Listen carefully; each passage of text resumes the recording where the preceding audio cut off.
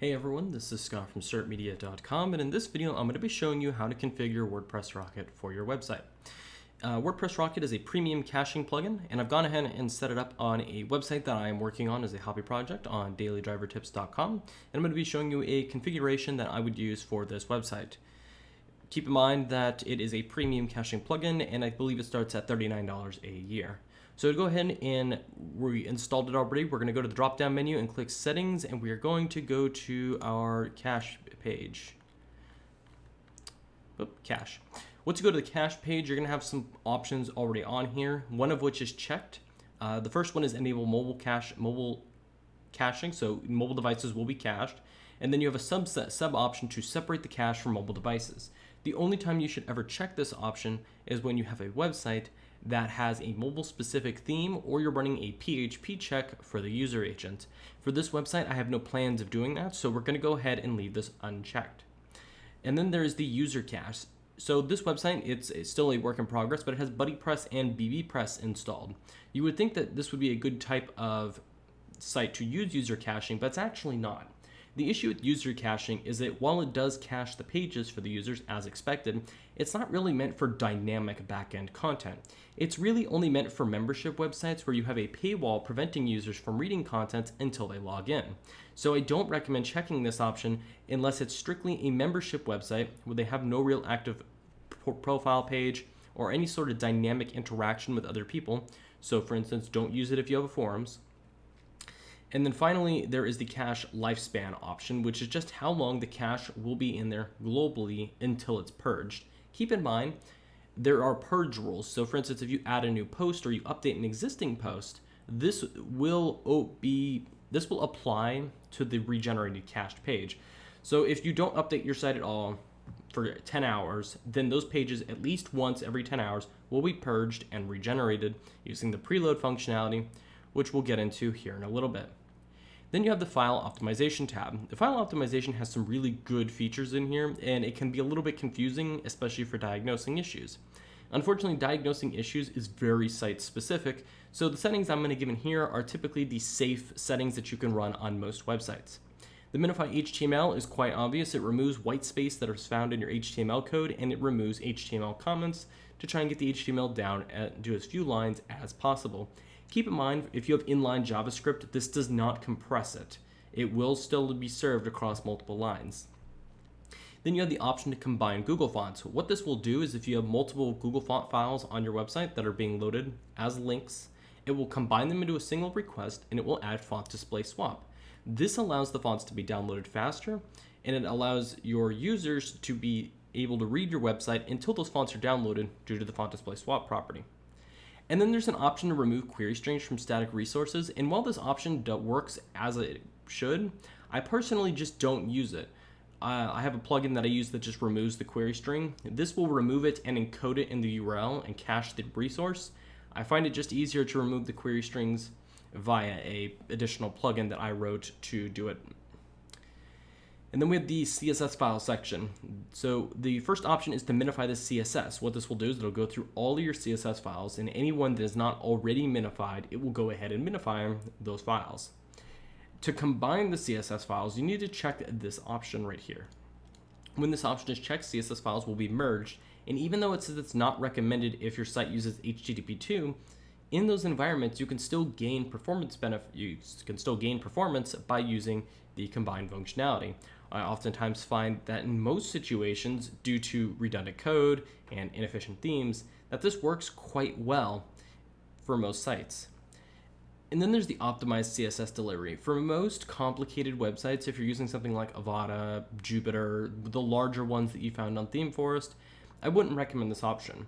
And the reason is in many situations, this simply can cause elements to load incorrectly, or it will load very oddly. And the only way to describe this is it's called a flash of unstyled content. If you enable this option, what it does is it tells WordPress Rocket servers to go to your site and generate critical CSS, and then your site downloads it onto the server and inlines it into the header. And then it takes the rest of your merged CSS and then loads it in the footer asynchronously. This makes the website feel like it loads faster because the HTML is no longer render blocked by the CSS file.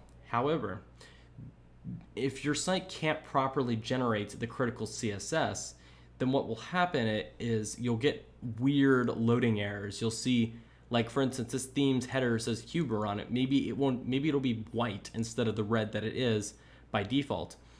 And you can run into these issues, among other things, just by using this option. And for most situations, it's probably not a safe bet. You can go ahead and activate it, but I find that if your site's very complicated, it oftentimes causes more issues than it looks to resolve. You then have the Minify JavaScript option, exact same option as above. And then there's the combined JavaScript. This actually does a lot of things that this name doesn't really describe. So what this does is it combines the JavaScript. It pushes the JavaScript into the footer, so it adds it right before the closing body tag. And then it also combines third-party JavaScript and inline JavaScript. This option can break websites, so you want to make sure that after you check this option, that you reload your page in incognito mode. That way you can see if anything is broken or if you have any JavaScript errors. And if so, you might need to debug them, and I believe their support might help you with that issue. But if not, you can get whoever maintains your website to go ahead and check for errors. They will crop up, especially if you use a lot of third-party JavaScript, chat widgets, analytics scripts, things of that nature. And then you have the load JavaScript with deferred option. You should check this option and make sure the safe mode for jQuery option is also checked. What this does is that merged JavaScript file that we checked above, that's in the footer, will be deferred. So that way it's no longer going to be render blocking and it's loaded after the onload event. But the safe mode for jQuery prevents jQuery from being loaded in a non-render blocking fashion as well, which is important because most WordPress themes depend on jQuery for other inline resources. So if you don't have the safe mode for jQuery checked, you'll get a lot of errors in the dev console known as jQuery is not defined, which can cause all sorts of elements to just simply not work on your website. Under the media option, you have the ability to lazy load images and iframes. And a brief explanation on what lazy loading is if you have an image like this logo in the footer, for instance, there's no reason that the user who first loads into the website needs to download this image. So if you have a really long blog post that's got 25 images and it's a long list format, there's no reason that the user needs to download all those images immediately. Instead, what will happen is they will be lazy loaded or loaded in as the user scrolls down the page, which reduces the initial page weight and improves the loading time, especially for mobile devices where it's hurt the most. And then you have enable iframes and videos, which does exactly the same thing, except for iframes and videos. And then there is a sub option for YouTube. If you use YouTube videos, this will replace the iframe that is added from YouTube with a preview image. And then once that image is clicked, then the YouTube player starts to download. The benefit here is the YouTube player is quite bulky at around 1.2 megs in just JavaScript. It's very slow on mobile devices. So by loading it with this image instead, you gain the benefit of the user not having to download that much JavaScript on the initial load. I highly recommend you enable this option. The only time you'll notice anything is off with this is if you enable it and you notice a large chunk of white space above the image. And that has to do with the CSS conflict, and you'll have to resolve that on your own because it's very theme specific. You have the disable emoji option. This should pretty much always be checked. There's no reason to load Emoji.js when the browsers can load emojis anyways. This is just a fallback to make it more uniform and to look more like Twitter's emojis for comparison. The WordPress embeds should more or less be unchecked. And the reason for that is a lot of themes are now very dependent on using WordPress embeds. If you know you're not embedding your own URLs from like one post to another, and you don't notice any issues once this option is enabled, then go ahead and leave it checked.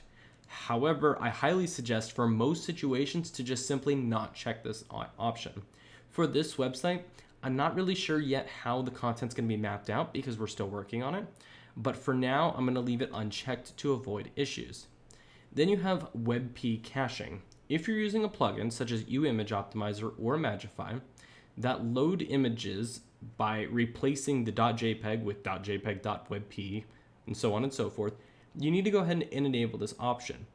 This will prevent browsers that don't support WebP images, like Internet Explorer, from loading them. So that way the images are still loading, and that way they can access the site as normal. The preload option is fairly straightforward. This will preload the pages in cache, and if you have Yoast SEO installed, check this option. It'll automatically detect the sitemap and go ahead and start preloading from the items found in the sitemap. If you don't have a Yoast SEO plugin or another SEO plugin installed here, then just go ahead and paste the URL to your sitemap.xml file here. If your website uses a lot of third-party assets, one thing you can do to improve the load time is to prefetch DNS request. The issue that I find is in most situations, prefetching the DNS is quite complicated, and it's very dependent on the third-party script that you're using. So for instance, the most common one that's automatically done by WordPress is to prefetch the Google font URL. So it'll prefetch fonts.googleapis.com. That way the browser doesn't have to fetch that DNS request when it's beginning to download the asset. But for your site, you're going to need to have somebody who's a bit of a professional to go ahead and figure this out. Because if you just preload every third-party request you see in your waterfall, if they're dynamic and changing URLs, there's a good chance you'll be prefetching URLs that are just simply never used. And then you have advanced rules. This is, as it mentions, the advanced section. I'm not going to touch on this too much because more or less everything in here is just to prevent caching under certain circumstances or to set up purge rules. And one thing you can do to help avoid issues though is if you go ahead and click on the always purge URLs, if you just hit a backslash, this will go ahead and purge the URLs of your homepage every time a new post is published or updated. That's a good thing to do if you notice that your website's homepage isn't purging when you add a new post on your website. Then you have the database options. This allows you to go ahead and clean up the database by removing unused resources that are oftentimes just redundant saves. So for instance, post revisions are generated every time you hit that update button in WordPress when you're editing a post. They should more or less be cleaned out. Unless you have a specific reason you're holding on to a large amount of revisions, I highly recommend they're removed. You can remove several hundred megs by simply cleaning them out every once in a while. And with this plugin, you actually have the ability to set it up on a routine schedule, which I'll show you below. And then auto drafts are when you worked on a piece of content, but it wasn't automatically saved by you, so it automatically saves in the background. Go ahead and clean these out unless you're recently working on content and you're not sure if you saved it or not, then you may want to go ahead and leave it. Trash post should be cleaned out. If you trashed it, you don't really need it. Spam comments, if you go ahead and you check your spam comments regularly and you don't see anything that's coming up as false positives, go ahead and remove them. Trashed comments is the same thing. If you already sent it to trash, then you're waiting for it to be deleted automatically. You might as well do it on a routine schedule. Transients cleanup. The only thing that you should really ever do in here is if you notice a strange issue or maybe you updated something and it's not reflecting. Oftentimes you see this in theme options panels, but for most websites, transients don't really ever need to be cleaned out. Now, on the contrary, there's not really any danger in clearing out transients because they're automatically regenerated. You can clear this all transients option all day and there'll be virtually no impact on the website. The only difference, of course, being that there's a slight performance hit for any asset or plugin or theme or anything that was calling a transient or an option that was then saved as a transient. But more or less, you can either check these or uncheck them. There's not really much of an impact either way. And then the optimized tables, I recommend you run. What this does is it just removes overhead on your database tables, which can yield performance gains because think of it as like defragmenting your old hard drive. It's the exact same concept. It just removes the junk and it makes the database snappier to respond. But more or less, you're safe to check this option along with these above options. And then transients, it doesn't matter too much if you check it or not. And then you just check the frequency of which you would like it cleaned up. Daily frequency is fine for most websites. If you have a really large and active website, you may very well want to set it on a slower interval, which sounds a little odd because normally you would expect it if your site has a lot of spam comments, for instance, you want them to be cleaned out faster. However, if those comments are also getting caught up in the spam filter inadvertently, then you want to have time to go through and review it. So choose whatever option you're comfortable with. If you're not logging into your site every day, I wouldn't set it up to be on a daily frequency.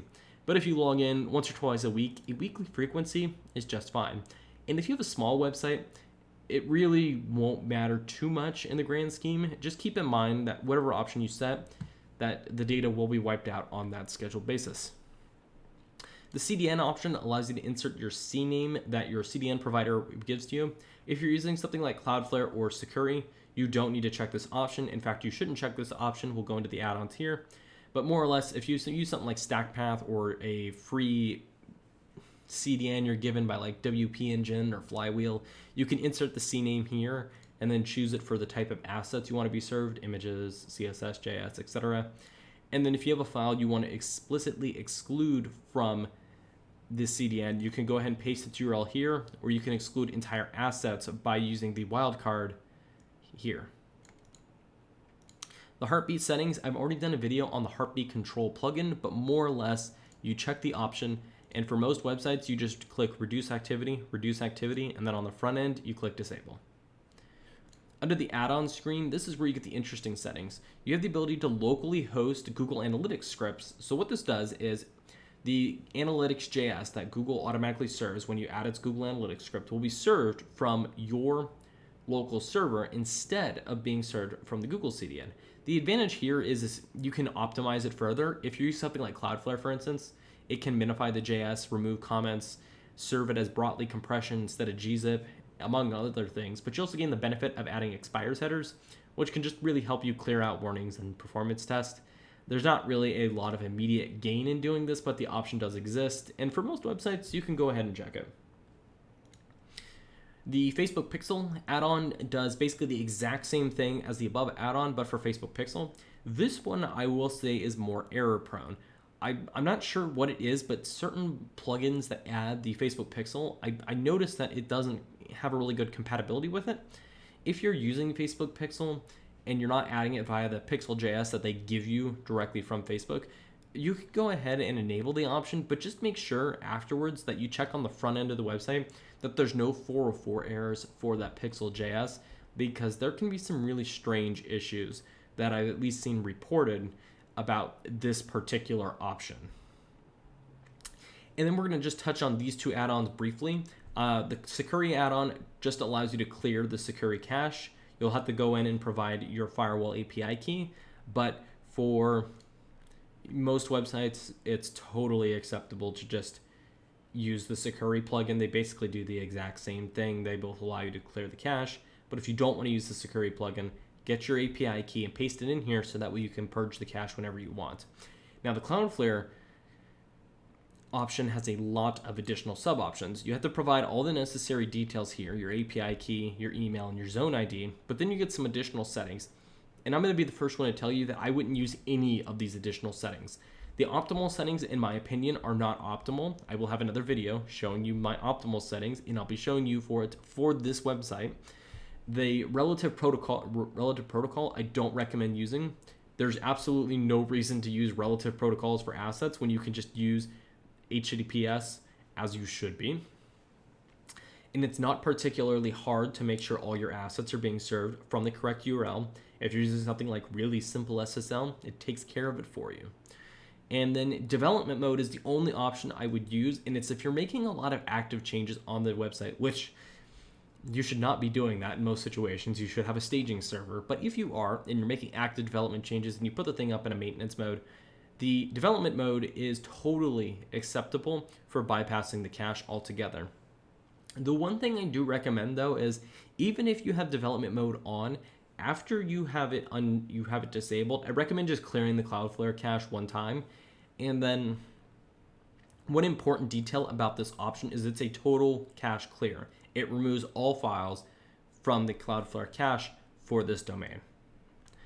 Image optimization actually does nothing. This is just a plug to install Imagify. And then the final useful section is tools. This section I actually like a lot. There is the ability to export settings. So if you like to import settings from maybe multiple sites that you own, you can download them and re-import them. The only thing to keep an eye on though is if you're using the CDN options or the Cloudflare or Sicari options, keep in mind that if you export those, then you'll be bringing over their API keys, which may not be valid. And then you just simply, after you download the file, you just import it here and upload and then check this button and it will upload and take care of the rest. And then the final option you have is the rollback functionality. What this does is it tells WordPress Rocket that you can roll back the update to the last major release. So it's currently 3.4.4, but you can roll it back to the latest update in the 3.3 branch, which is 3.3.7. This is good for debugging if you notice that maybe you updated and you've been running updates and you noticed a sharp decline in performance. This may very well resolve the issues by just simply rolling back to the last major version. And then that's about it. There is a tutorial section, but there's not really any reason to go to the tutorial section if you're watching this video. And these are really basic settings. If you have any questions regarding this, please feel free to ask in the comment section below and I will try to help you. But performance can be a complicated topic and each site is a little bit different. If you have any general questions though, I will try to help you. Otherwise, thank you so much for watching and goodbye.